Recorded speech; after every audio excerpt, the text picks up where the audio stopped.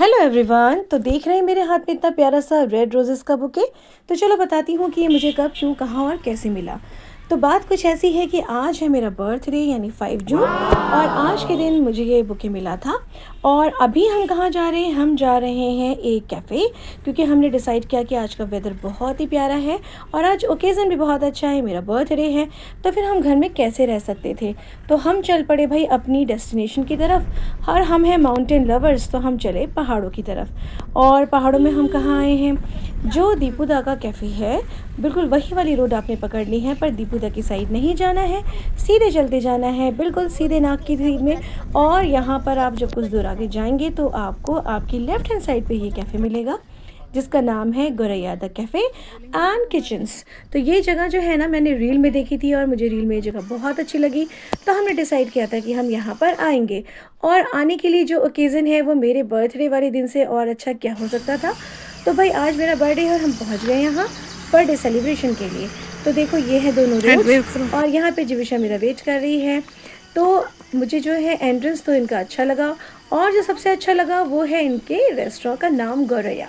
मुझे ना स्पैरोज़ वैसे भी बहुत अच्छी लगती हैं, तो ये नाम बड़ा प्यारा लगा एक रेस्टोरेंट के लिए, एक कैफ़े के लिए। और अब हम चल रहे हैं अंदर की तरफ।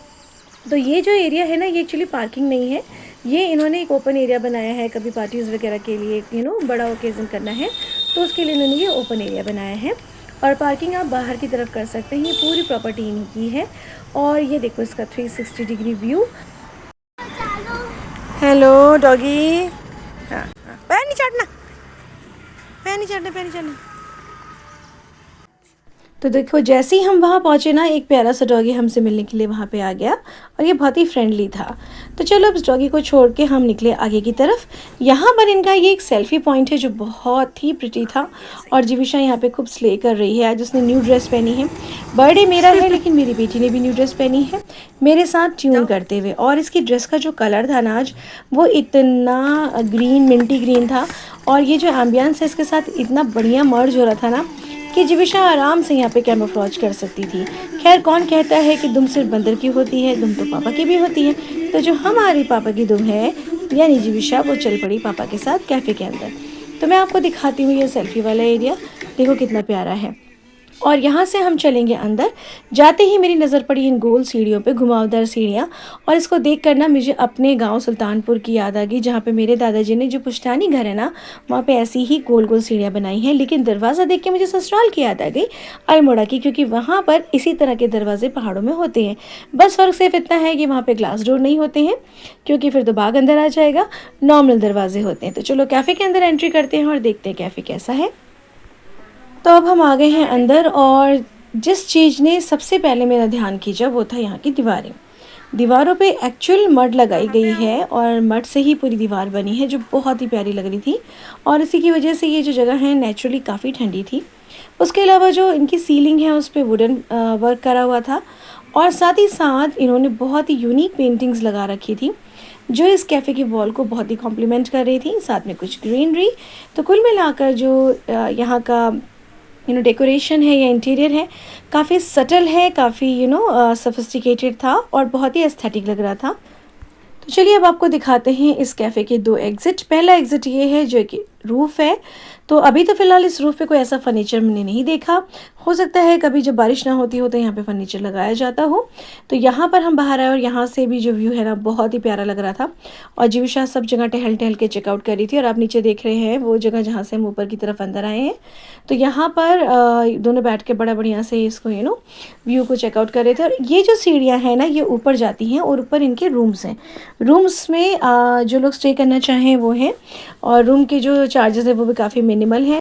तो इतनी प्यारी हवा चल रही थी और चारों तरफ इतनी हरियाली, सच बताऊँ यहाँ पर तो आप घंटों बिता सकते हैं। तो कुछ टाइम हमने इस तरफ वाली रूफ में स्पेंड किया और उसके बाद हम वापस अंदर की तरफ गए।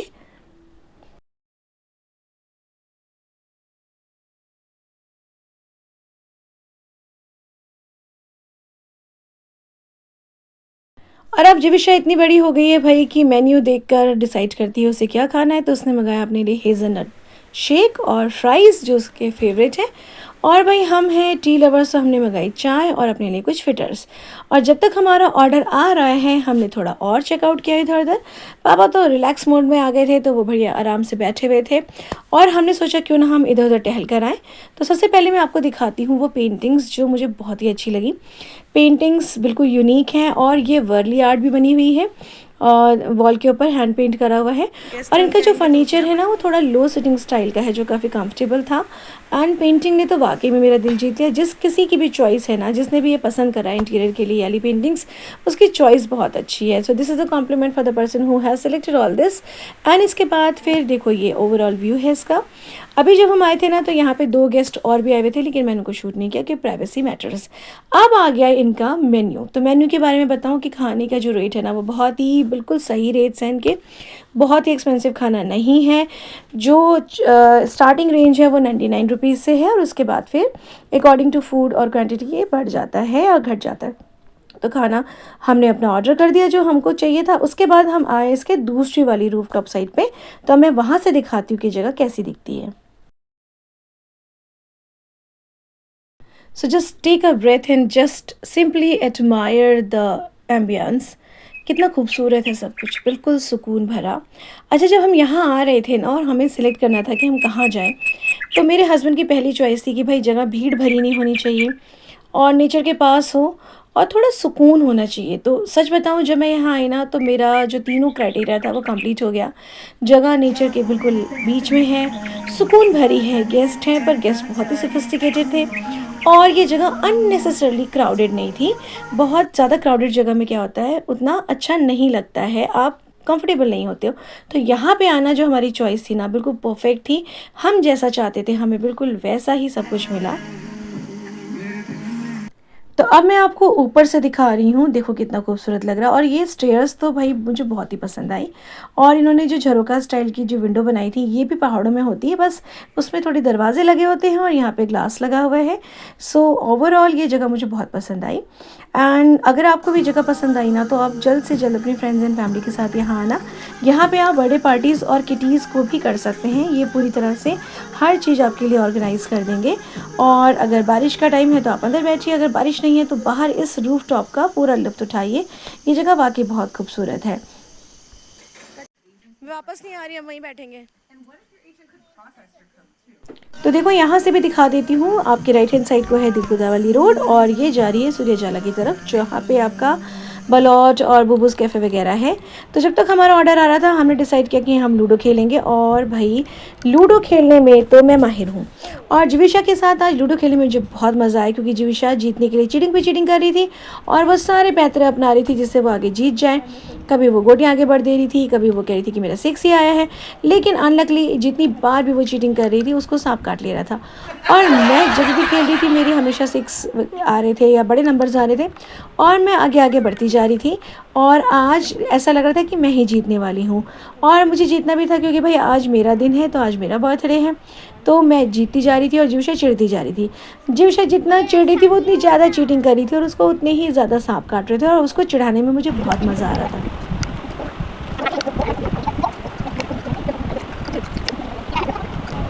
और यहाँ जीविशा ने फिर चीटिंग करी और उसको फिर से सांप ने काट दिया और मेरा फिर से 6 आ गया।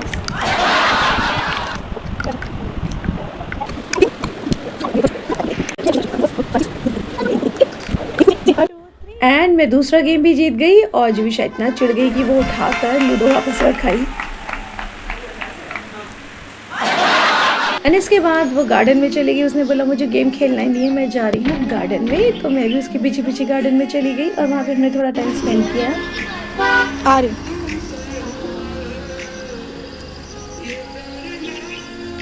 इतनी प्रिटी जगह है।